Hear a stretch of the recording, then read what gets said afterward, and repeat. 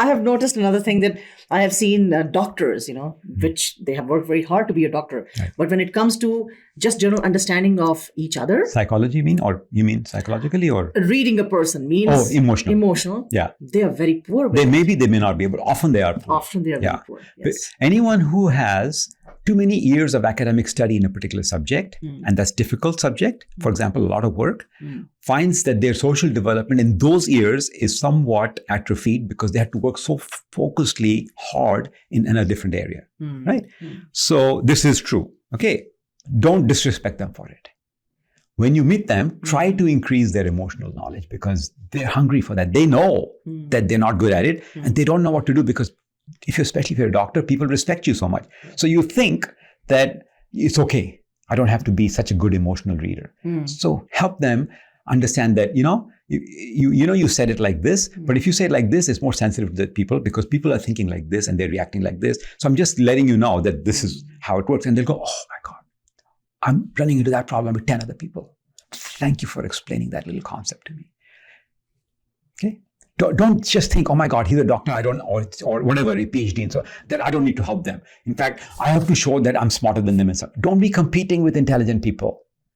The right relationship with intelligent people is, I respect you where you deserve it, and I help you where you need it. They will in turn always do the same back to you. And that's so healthy. And that changes the size of your heart, lowers your ego because we said, right? If you're ignorant about a certain area, just talk about your ignorance with a curiosity, and that lowers your ego, which makes you beautiful and charming inside out. Yes. Inside out, meaning this of course changes, but this changes. And this, when it changes, it really changes. It reflects in your face. It's more than reflects. Okay. It changes the shape of your face. You just don't know it. Once you reach it, if you follow these instructions and you get to that place, then when you look at your own face and a photograph from when you were younger and now, you'll say, yeah, there's a difference. I can see it. You can see it too. If everybody can see it. All right. Okay. But I cannot show it to you when you don't have experience around it.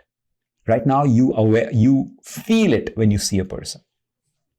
But you don't know what's the exact point of the data that's making you change the way you feel. Anyway, we're not actually trying to give you a facelift. That doesn't work. Right? It just looks ugly. It looks terrible. All right. So we talked about that. So then we said you must read some book of interest to you, hopefully nonfiction, but classical fiction. Okay. You must invest half an hour a day. So already I'm using so much of your time, right? So if you're a busy student, 15 minutes of audiobook, it's fine. Okay. If that's all you have. But if you have a book, other than curriculum book, find a nice book a subject that might be interesting to you and try to read. So a discipline of reading every day gives you an additional area of curiosity and knowledge accumulation, which makes you an interesting person. Interesting, not because you have some knowledge to share, but because reading a book adds to your knowledge, which then reduces the size of your ego. You cannot see these relationships until you do them.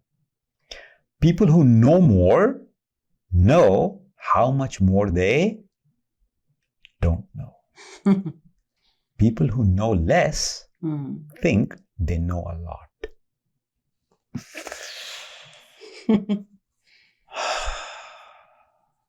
And nobody looks uglier than a person who actually doesn't know but thinks they know a lot. Read a book. And how many minutes of reading do you suggest? 15 minutes a day is the minimum. Half an hour if you are no longer a full-time student. Okay. Right? If you're a full-time student, 10 to 15 minutes of some non-curriculum book. Okay. Audiobook is fine, right? Driving time or walking time between buildings, whatever you want to do, right? And you'll find that discipline of I recommending 15 minutes to you may expand to half an hour because you'll say, you know what, I'm going to listen to my audiobook while I'm in the gym working out or while I'm on the elliptical or whatever, right? So like that. So it's fine. It's fine with me. Okay. But I'm not saying go all hour. Go the whole hour in your gym with the book. No, I'm not recommending that. I'm saying just half an hour. Why? Because I'd rather have the remaining half an hour with no sound because that's meditative. So you want a little bit of meditative time and you want some reading time. So ideally, half an hour of meditative time, half an hour of audiobook time. Perfect 1 hour workout. Okay. All right. Now, so all this knowledge that you're accumulating will improve your range of analysis. It will increase the range of subjects that you are aware of. It will increase the depth of knowledge you have in each of the subjects, and it will change the depth of analysis that you have of different subjects or news. And that depth reduces ego. That depth changes the muscle in your brain to become strong enough to get your ego out of the way when it comes into effect trying to defend you stupidly. That looks beautiful. A person who can say, I'm so sorry. I just had that strong reaction. I just said that reactively to you. I'm so sorry. I have an internal rule not to react like that. I want to apologize to you for my reaction. Please accept my apology. Saying these exact words are so beautiful. When you find you've reacted, don't defend it.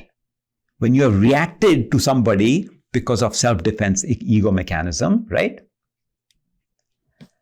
Apologize for it right away by saying, I'm so sorry, I reacted. My considered opinion is, I want to understand where you're coming from and your intention.